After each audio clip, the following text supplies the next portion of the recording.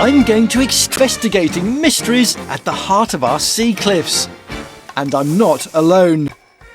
Tessa is on the south coast, discovering a cliff that went to war.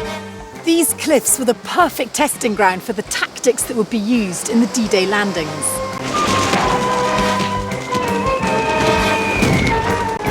Courageous exploits are remembered in Burton Bradstock.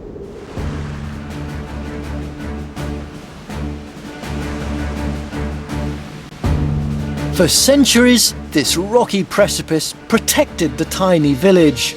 But when the Second World War came knocking, a door opened to an extraordinary invasion.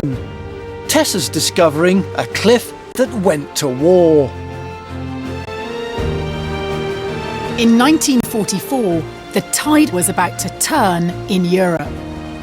And Britain's unbreached borders were braced for a new chapter in their long history.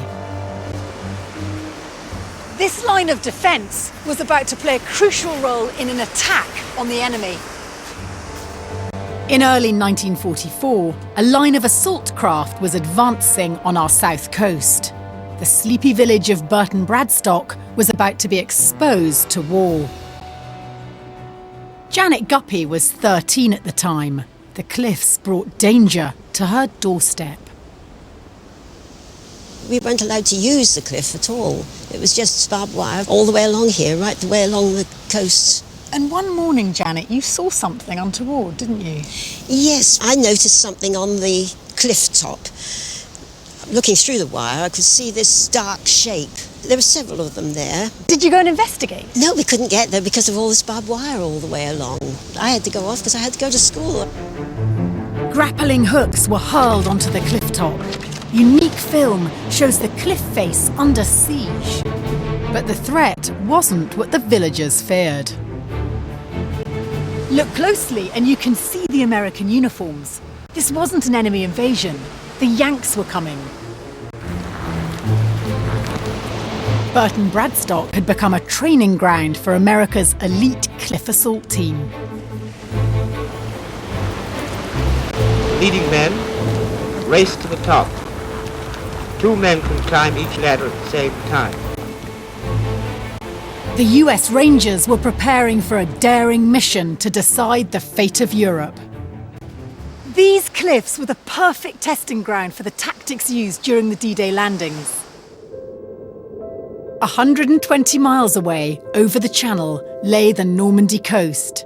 The cliffs there are a mirror image of those at Burton Bradstock. 30 metres high, the same stone, they loomed over the beach. High ground the Americans had to take. The cliffs at Burton Bradstock were chosen to test the troops' equipment for real. If they could successfully scale these cliffs in England, then they had a chance of overcoming the German fortifications on the cliffs of occupied France. Waiting for D-Day, a group of GIs were stationed nearby. Locals weren't usually allowed to access their camp, but there's evidence of one exception to the rule. A little girl posing for a publicity shot with the GIs all those years ago. And here she is now. Hi, Liz. Hi, Tess. Liz Mackay was 6 years old when she was picked to meet the troops. Photos of her visits were published stateside, part of a propaganda campaign to reassure American families that the Brits were giving their boys a warm welcome. I have here some copies of those original photographs. Oh, gosh. So here you are with your Yes, yes. Let's have a look what's here. Oh, yes. And this is my favourite. Isn't that special? Yes. It must be cute as a button. I bet they really indulged you, didn't they? Oh, absolutely indulged. We came out with armfuls of goodies, you know, chocolate and candies and hair ribbons. Had you ever even met an American before? No, I'd only seen them on film. They were all like movie stars, and I think we felt part of a big movie. Were you aware of why they were stationed here? Not really, no. I was a little too young to fully comprehend the seriousness of all what was going on. For the Americans, their peaceful stay had an abrupt end. Janet caught a remarkable glimpse of their top-secret departure. We were haymaking, and You are sticking here there. There was a hayrick there, and my uncle was up the top, and he shouted to me, and he said, "Come up on the top of the hayrick." He said, "There's a sight that I hope you'll never see in the rest of your life." And when we looked out across here, it was black, the sea. You couldn't see the sea, it was just boats. The water was thick with soldiers. On the 6th of June 1944, the Allied forces launched the crucial landings on the Normandy coast. The next few hours have been immortalised in drama. The Americans stormed the beach and attacked higher ground, where German fire threatened GIs exposed on the sand below. At the cliffs, the Rangers' training kicked in. Thanks to practice in England, the first men were up in minutes and heroically stood fast.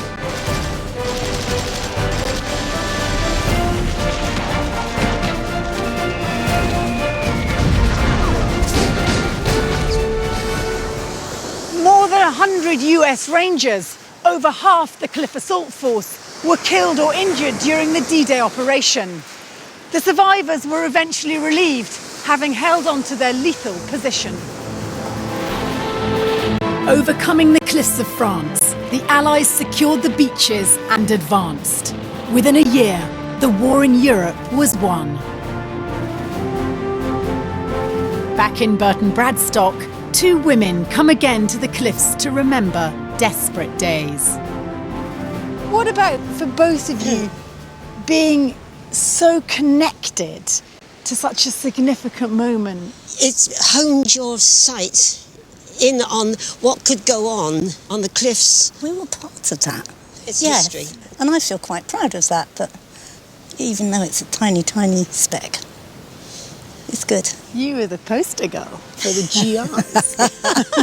Don't tell everyone.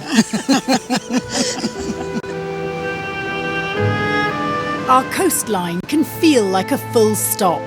But here, when destiny came knocking, these cliffs opened us up to events beyond our imagining.